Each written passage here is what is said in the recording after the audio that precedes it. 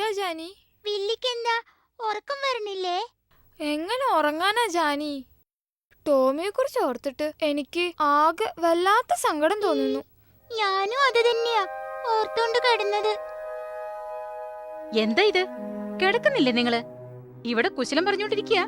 ഉറക്കം വരണില്ല മമ്മി. അതെന്തു പറ്റി? എന്താന്നറിയില്ല. എന്ന് പറഞ്ഞാൽ എങ്ങനെയാ? നാളെ സ്കൂളിൽ പോണ്ടേ നിങ്ങക്ക്? സ്കൂളിൽ പോവാനും പഠിക്കാനും ഒരു ഉന്മേഷം തോന്നുന്നില്ല മമ്മി. അതെന്താ മക്കളെ, എന്തു പറ്റി നിങ്ങക്ക്? ഒന്നുമില്ല മമ്മി. ഒന്നുമില്ലെങ്കിലേ രണ്ടുപേരും കിടന്ന് ഉറങ്ങ്. കാലത്ത് 6 മണിക്ക് എഴുന്നേക്കേണ്ടതാ, കേട്ടല്ലോ? ശരി കിടക്ക് മമ്മി. കിടക്ക്, ഞാൻ ലൈറ്റ് അണയ്ക്കുക. പിന്നെ മമ്മി, എന്താ മോനെ പറ.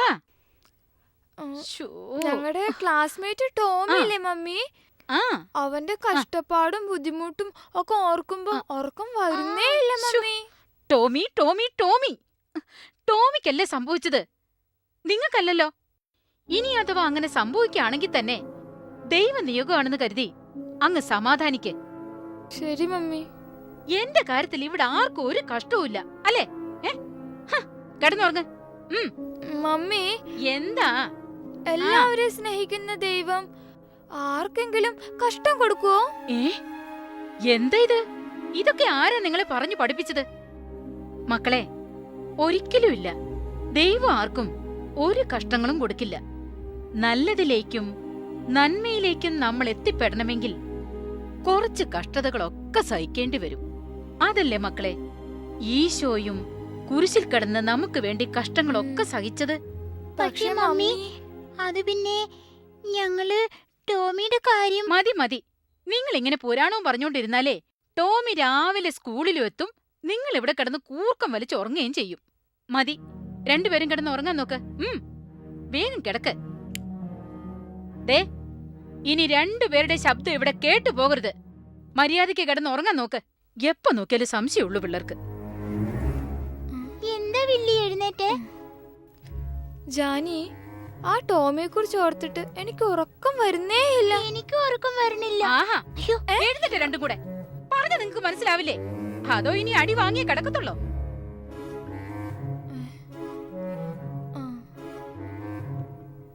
ആ ടോമിയെ കുറിച്ച് ഓർത്തിട്ട് പിന്നെ ഉറക്കം വരുന്നില്ല. എന്നെ കൊണ്ട് വടിയടിപ്പിക്കല്ലേ. കിടന്നോ മര്യാദയ്ക്ക്. കിടന്നോ കിടന്നോ.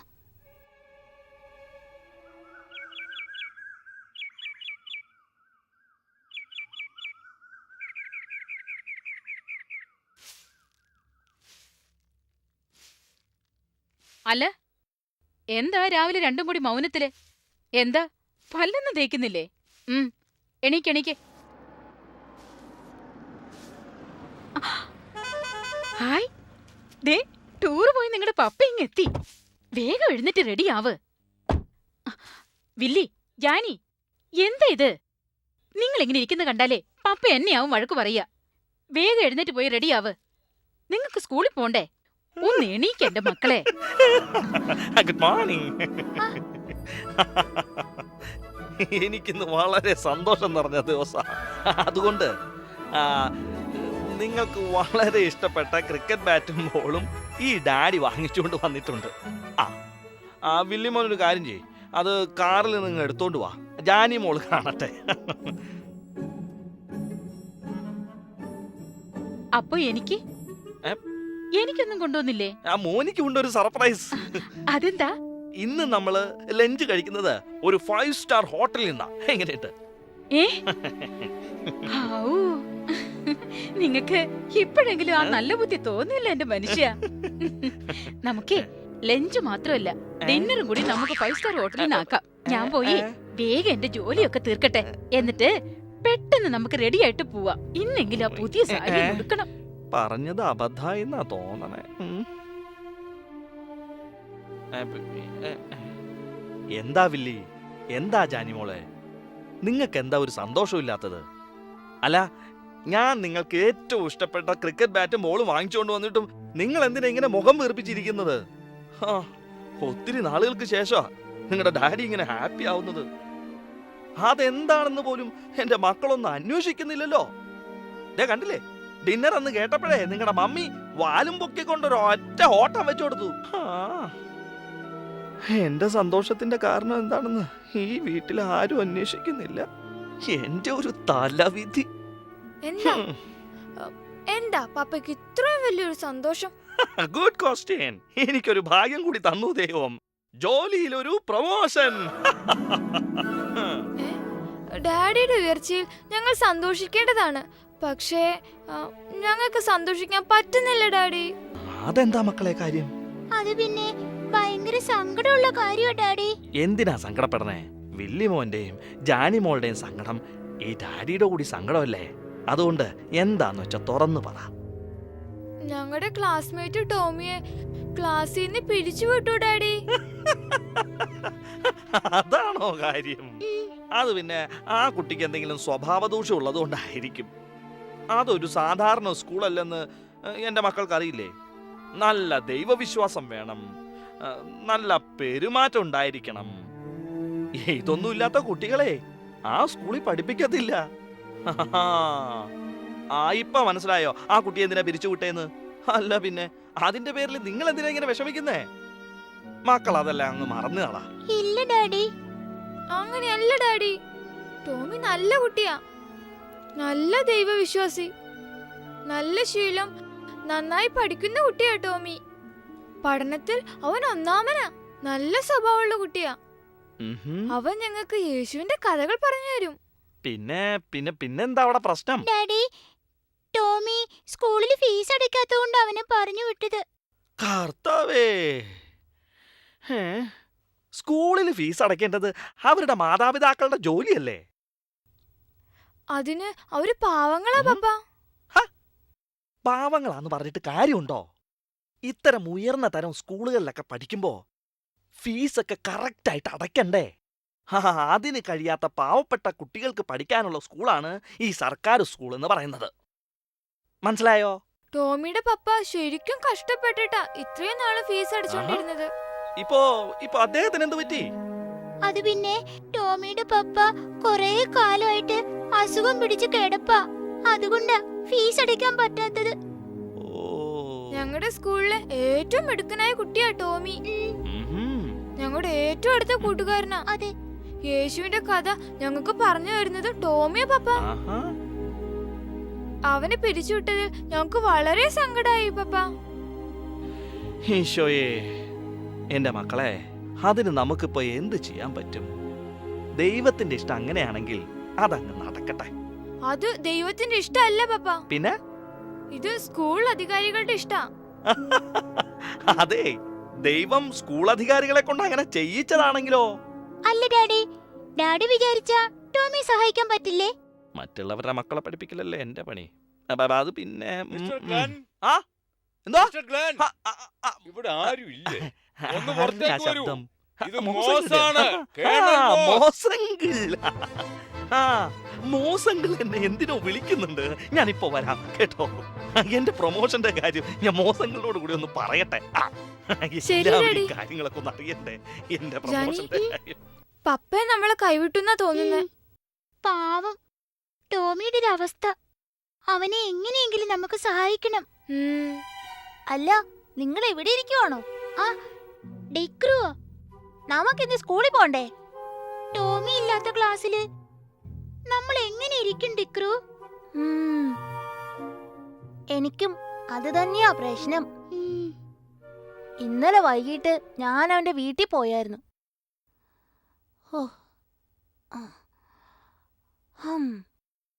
പാവം അവന്റെ പപ്പ. മരുന്ന് വാങ്ങിക്കാൻ പോലും കാശില്ലാതിരിക്കുവാ. നമ്മുടെ സ്ഥിതിയൊന്നുമല്ല അവർക്ക്. അവന്റെ പപ്പയ്ക്ക് ഏറ്റവും വലിയൊരു ആഗ്രഹമാ അവനെ പഠിപ്പിച്ച് ഒരു ഡോക്ടർ ആക്കണമെന്ന്.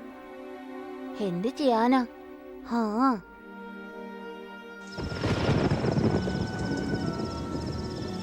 അവരുടെ സാഹചര്യം വെച്ച് നോക്കുമ്പോ ഇനി അത് നടക്കുമെന്ന് തോന്നുന്നില്ല.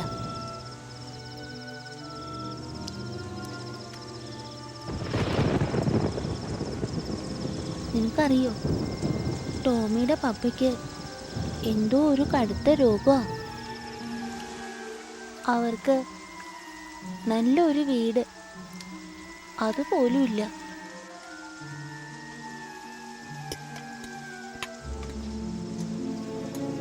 പപ്പയ്ക്ക് മരുന്ന് വാങ്ങാൻ തന്നെ ഒരുപാട് പണം വേണം.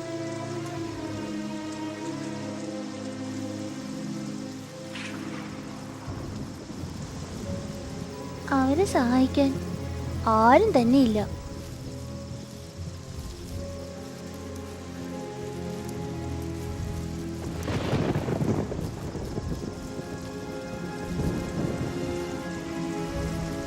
ആ വീട്ടിലെ എല്ലാ കാര്യങ്ങളും ടോമി ഒരുത്തനാ ചെയ്യുന്നത്.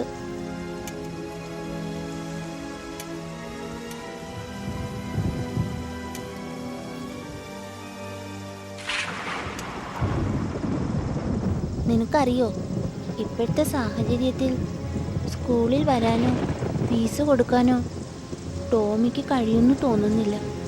കഷ്ടം.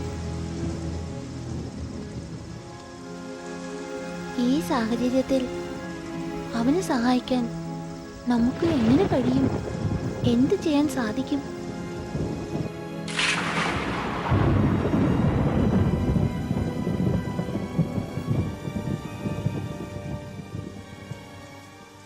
ഇനി എന്ത് ചെയ്യും നമ്മൾ?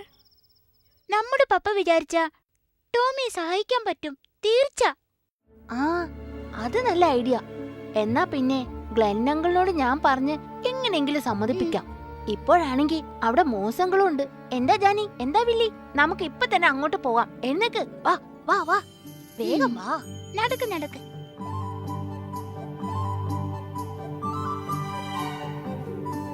നമ്മൾ എങ്ങനെയാ ചോദിക്കുക? അല്ല, കുട്ടികൾ അവിടെ നിൽക്കൂ. ഇന്നെന്താ നിങ്ങൾക്ക് സ്കൂളില്ലേ? ഞങ്ങൾ പോവാണ് ഗ്രാൻഡ്പാ. എന്താ നിങ്ങളുടെ മുഖത്തൊരു വല്ലായിക? വാ വാ വാ. ഈ കുട്ടികളുടെ പോക്കിൽ എന്തോ ഒരു പന്തികേടുണ്ട്. എന്തായാലും അതൊന്നറിയണമല്ലോ. ഒന്ന് ചെന്ന് നോക്കാം. എന്റെ അഭിപ്രായത്തില് മിസ്റ്റർ ഗ്ലെന്നിന് ഈ കോളനിക്കാരെല്ലാവരും കൂടി ഒരു അനുമോദന സമ്മേളനം സംഘടിപ്പിക്കേണ്ടതായിരുന്നു. നിസ്സാര കാര്യമാണോ ഇന്നത്തെ കാലത്ത് ഒരു പ്രൊമോഷൻ എന്നൊക്കെ പറഞ്ഞാൽ? അതെ അതെ, താങ്ക് യു.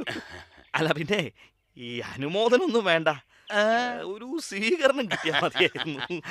അനുമോദനം വേണ്ടെങ്കിൽ വേണ്ട, പക്ഷേ നിങ്ങൾ ഞങ്ങൾക്കെല്ലാവർക്കും ഒരു ട്രീറ്റ് തന്നേ പറ്റും. അത് പിന്നെ ഞാൻ പണ്ട് പട്ടാളത്തിലായിരുന്നപ്പോ 1940 കുറച്ചുകൂടി 50 ഒരു ശത്രുവിനെ വെടിവെച്ചിട്ട കഥ അത് ഞാൻ പറഞ്ഞിട്ടുണ്ട്. എങ്കിൽ ഞാൻ എനിക്കൊരു മെഡൽ കിട്ടിയ കഥ പറയാം. അതും വേണ്ട, പഞ്ചാബിൽ വെച്ചല്ലേ. ഒരു കാര്യം ചെയ്യാം, ഞാൻ എല്ലാവർക്കും ഗംഭീരമായ ഒരു ട്രീറ്റ് തന്നെ നടത്താം. കൂട്ടുകാർക്കും ഈ കോളനിയിലുള്ളവർക്കും എല്ലാം. അങ്ങനെ ഞങ്ങൾക്കൊരു ട്രീറ്റ് തന്നാൽ താങ്കൾക്ക് വീണ്ടും ഉയരങ്ങളിലെത്താം. ഞാനൊക്കെ ഈ നിലയിലെത്തിയത് അങ്ങനെയല്ലേ? അതെയോ? പിന്നെ ട്രീറ്റ് എന്ന് പറയുമ്പം വെറും സദ്യ ആവരുത് കേട്ടോ. പിന്നെ നോൺ വെജ് തന്നെ വേണം. അല്ല മോശങ്ങളെ, ഈ നോൺ വെജ് എന്ന് പറയുമ്പോ ആട്, കോഴി, താറാവ് എല്ലാം കൂടി ഉണ്ടാവില്ലല്ലേ? എല്ലാം കൂടി ഒരു പിടി അങ്ങ് പിടിച്ചേക്കാം. ഓ, ഈ ഡിക്രു ഭക്ഷണം ഒന്ന് കേട്ടാ മതി, പിന്നെ അവിടെ കവിഴ്ന്ന് വീഴുന്നോളും. എന്താ ഡിക്രു ഇത്? ഓ, കൊതിയെ കഴിക്കാത്ത ഒരാള്. അല്ല, നിങ്ങൾ ഇതുവരെ റെഡിയായില്ലേ? വേറെ റെഡിയായേ പോയേ?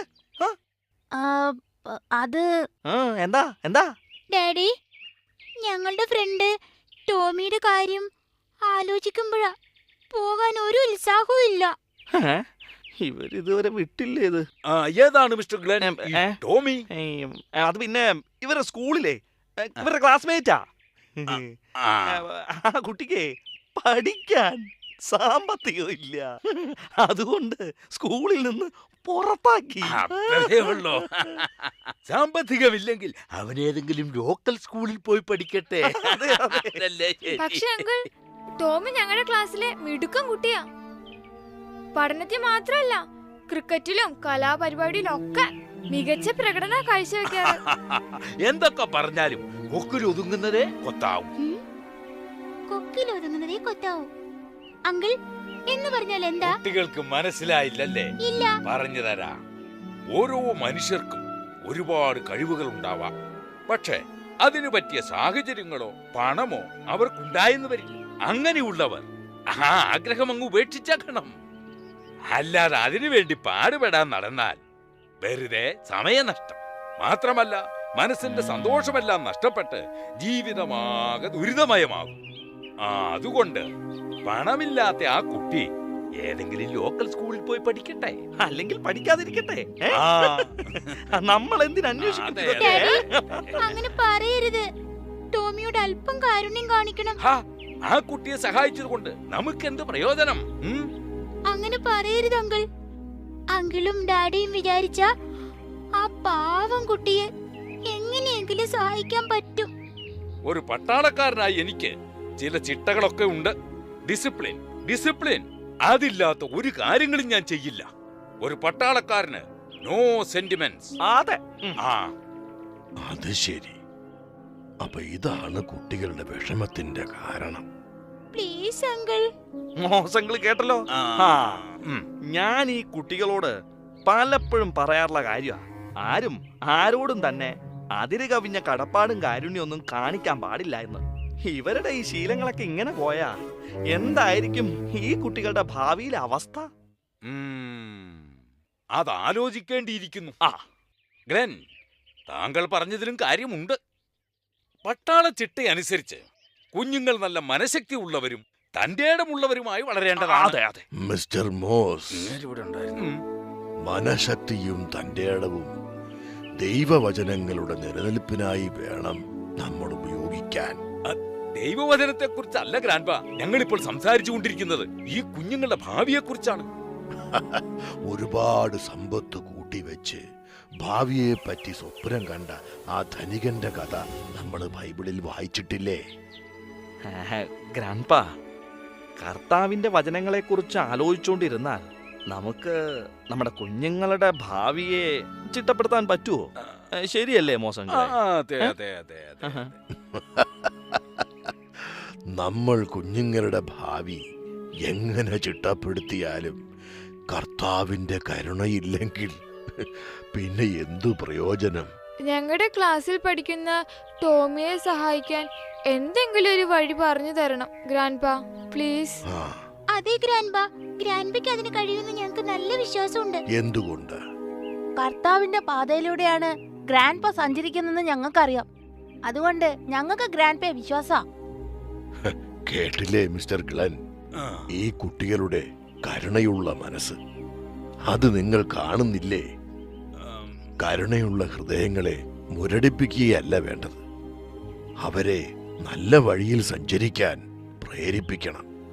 അല്ലാതെ നിരുത്സാഹപ്പെടുത്തുകയല്ല, അവരെ പ്രോത്സാഹിപ്പിക്കുകയാണ് ചെയ്യേണ്ടത്. ഗ്രാൻഡ്പ, ഞങ്ങളുടെ കുഞ്ഞുങ്ങളുടെ മനസ്സിന് സന്തോഷവും സമാധാനവും കിട്ടാൻ ഞങ്ങളിപ്പോ എന്ത് ചെയ്യണം? നമ്മളുടെ കുഞ്ഞുങ്ങളുടെ മനസ്സിന്റെ വലിപ്പം നമുക്ക് മുന്നേ ദൈവം അറിഞ്ഞിരിക്കുന്നു. അതിൽ ഞാൻ സന്തുഷ്ടനാണ് ഗ്രാൻഡ്പ. നല്ലത്. പക്ഷേ നാം നമ്മുടെ കുഞ്ഞുങ്ങളുടെ മനസ്സിൽ ഉണ്ടാകുന്ന കാരുണ്യത്തെ മുളയിലെ നുള്ളിക്കളയരുത്. മനസ്സിലായോ? അവരുടെ മനസ്സിനെ പ്രോത്സാഹിപ്പിക്കുകയാണ് വേണ്ടത്, അല്ലാതെ ഒരിക്കലും അവരെ നിരുത്സാഹപ്പെടുത്തരുത്. എങ്കിൽ ദൈവം നമ്മോട് കരുണ കാട്ടും. പല തുള്ളി പെരുവെള്ളം എന്നാണല്ലോ പഴമൊഴി. പല ആളുകൾ ഒത്തുകൂടിയാൽ ഒരുപാട് കാരുണ്യ പ്രവർത്തനങ്ങൾ ചെയ്യാൻ കഴിയും. അതുകൊണ്ട് കുഞ്ഞുങ്ങളുടെ കൂട്ടുകാരൻ ടോമിയോട് തീർച്ചയായും നിങ്ങൾ കാരുണ്യം കാണിക്കണം. മിസ്റ്റർ ഗ്ലെന്നും മിസ്റ്റർ മോസും കൂടി ഈ കാരുണ്യ പ്രവർത്തനങ്ങളിൽ ഒന്നിച്ചു നിന്നാൽ നമ്മുടെ കുഞ്ഞുങ്ങളിൽ ദൈവത്തിന്റെ കാരുണ്യം നിറയുകയും അവരുടെ ഭാവി മഹത്തരമാകുകയും ചെയ്യും. ഗ്രാൻഡ്പ, ഞാൻ എന്റെ പ്രൊമോഷൻ പാർട്ടിക്കായി മാറ്റിവെച്ചിരുന്ന തുക ടോമിയുടെ പഠനത്തിനായി മാറ്റിവെക്കാൻ തീരുമാനിച്ചു. വളരെ നല്ലത്. എന്നാ ഞാൻ അങ്ങോട്ട് ഇനിയിപ്പോ. അല്ല, മിസ്റ്റർ മോസ് അഭിപ്രായമൊന്നും പറഞ്ഞില്ല. അഭിപ്രായം മറ്റൊന്നുമല്ല, ഞാൻ എന്റെ ഈ മാസത്തെ പെൻഷൻ ആ ടോമിക്ക് കൊടുക്കാൻ തീരുമാനിച്ചു. വളരെ നല്ലത്. കുട്ടികളെ, നിങ്ങൾക്ക് ഇപ്പൊ സന്തോഷമായില്ലേ?